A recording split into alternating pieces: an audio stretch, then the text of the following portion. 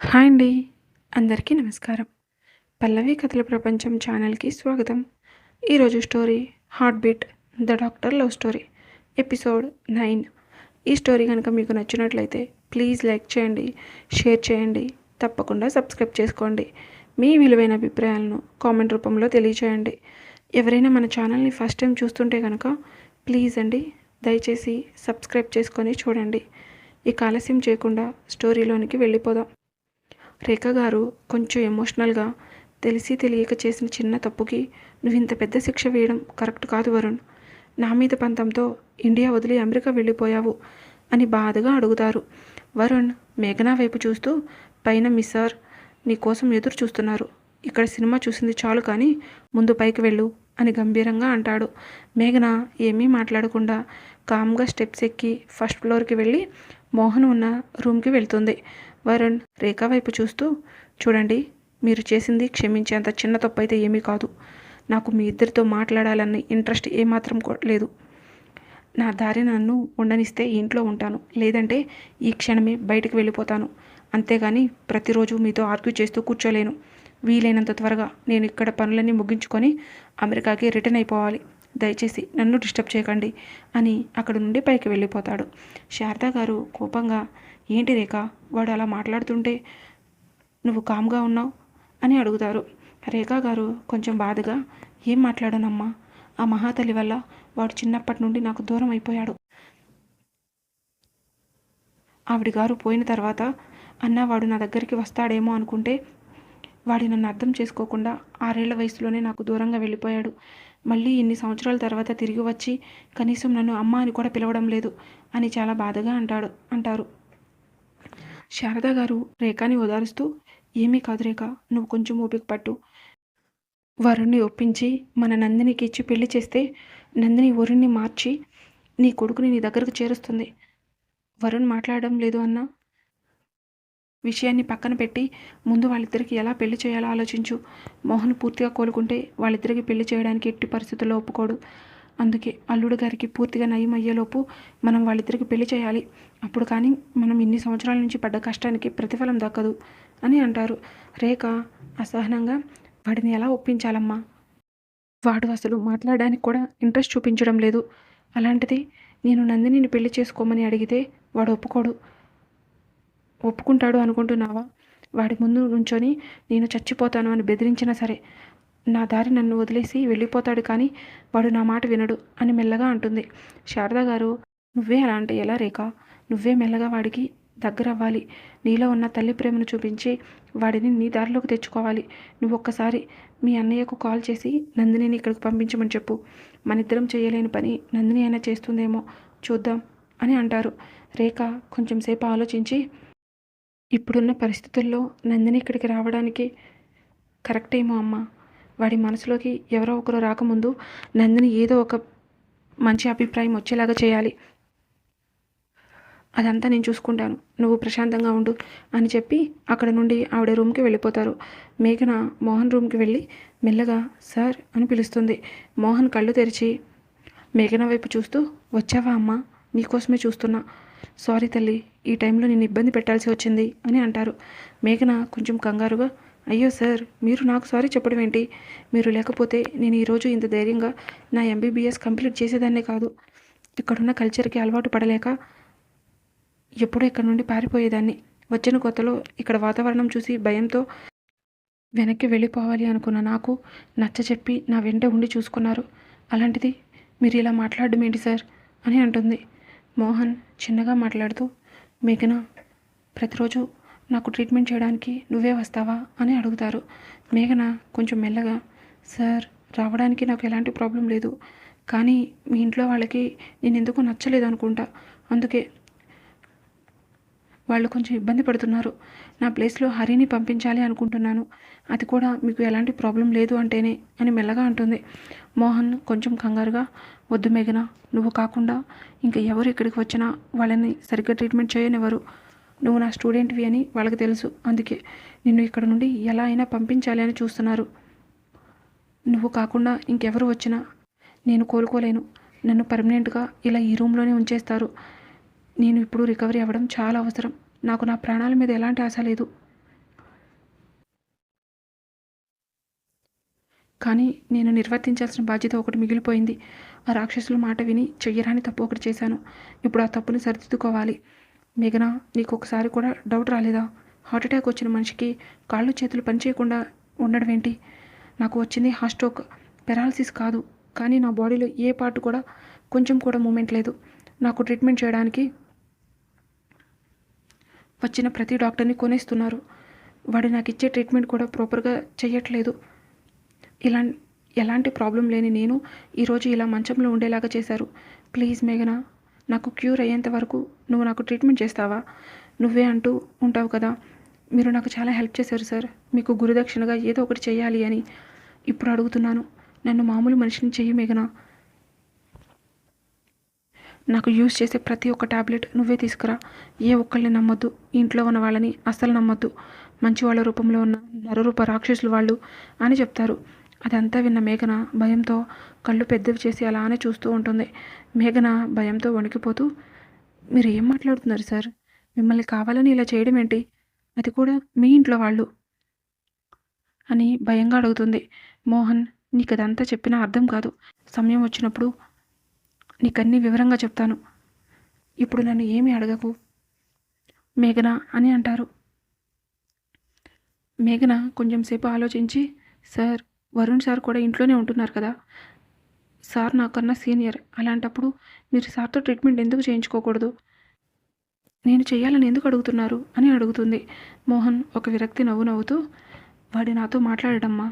నా భార్య చెప్పింది నిజమని నమ్మి ఒక చేయరాని తప్పు చేశాను. అందుకు వాడు నాకు వేసిన శిక్ష. వాడు నాతో మాట్లాడి 22 years అవుతుంది. ఎంత కాదనుకున్నా కన్న తండ్రిని కదా. అందుకే నాకు ట్రీట్మెంట్ చేయమని అడిగినందుకు వాడు నిన్ను ఇక్కడికి తీసుకువచ్చాడు. నీకేం భయం అక్కర్లేదు. నీకు ఎలాంటి ప్రాబ్లం రాకుండా వరుణ్ చూసుకుంటాడు. వాడి ఇంట్లో ఉన్నంత వరకు వాళ్ళు నీ జోలికి రారు. నువ్వు ధైర్యంగా ఉండొచ్చు అని అంటారు. వరుణ్ డోర్ దగ్గరకు వచ్చి, టైం 9 అవుతుంది.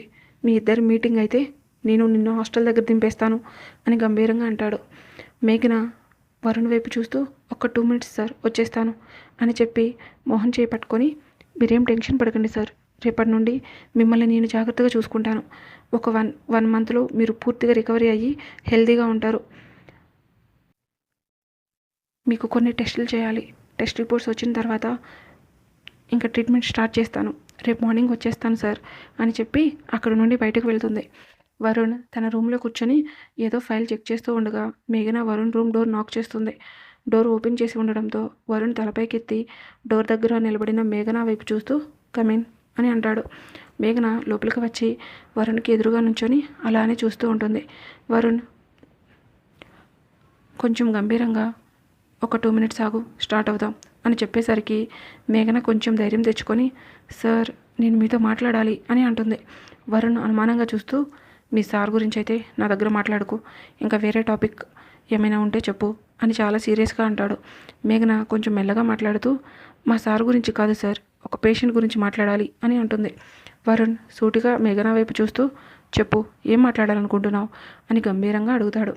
మేఘన కొంచెం మెల్లగా మాట్లాడుతూ, సార్, నాకు తెలిసిన ఒక పేషెంట్ ఉన్నారు. నాకు బాగా కావాల్సిన వ్యక్తి. ఎలా అంటే, దిక్కు తోచని స్థితిలో ఉన్న నాకు ఒక గురువు స్థానంలో ఉండి నాకు మార్గాన్ని చూపించారు. ఈరోజు ఆయన ఇచ్చిన ధైర్యంతో నేను నా MBBSని కంప్లీట్ చేయగలిగాను. ఇప్పుడు ఆయనకి నా అవసరం ఉంది. కానీ నాకున్న అనుభవంతో ఆయనకు పూర్తిగా నయం చేయలేను. అందుకని నాకు మీ హెల్ప్ కావాలి అని అడుగుతుంది. వరుణ్ గంభీరంగా మాట్లాడుతూ, కుదరదు, నేను ఏ విధంగానూ హెల్ప్ చేయలేను. నీ వల్ల అయితే నువ్వు ట్రీట్మెంట్ చేయి, లేదు అంటే హాస్పిటల్కి షిఫ్ట్ చేసుకో. అంతకుమించి నన్ను మాత్రం ఏమీ అడగద్దు అని గంభీరంగా అంటాడు. మేఘన కొంచెం మెల్లగా, సార్, మీరు ఒక డాక్టర్. మీ దగ్గరికి ఎవరు వచ్చినా మీరు ఖచ్చితంగా ట్రీట్మెంట్ చేసి తీరాలి. అది మీ వృత్తి ధర్మం. మీరు ట్రీట్మెంట్ చేయొద్దు, జస్ట్ నన్ను గైడ్ చేస్తూ ఉండండి. మిగతాదంతా నేను చూసుకుంటాను. ప్లీజ్ సార్, ఒప్పుకోండి అని దీనంగా అడుగుతుంది. వరుణ్ మేఘన వైపు చూస్తూ, పద, నేను హాస్టల్ దగ్గర దింపేస్తాను అని అనడంతో మేఘన అలానే వరుణ్ వైపు చూస్తూ ఉంటుంది. వరుణ్ మేఘన చేయి పట్టుకొని లాక్కెళ్తున్నట్టు తీసుకువెళ్ళి కారులో కూర్చోబెట్టి కార్ స్టార్ట్ చేసి రోడ్డు మీద పరుగులు తీస్తూ ఉంటాడు. ఒక 1/2 hour తర్వాత హాస్టల్ రావడంతో కారు తీసుకువెళ్ళి హాస్టల్ ముందు ఆపి మేఘన వైపు చూస్తాడు. మేఘన తన కళ్ళ వెంట నీళ్లతో వరుణ్ వైపు అలానే చూస్తూ ఉంటుంది.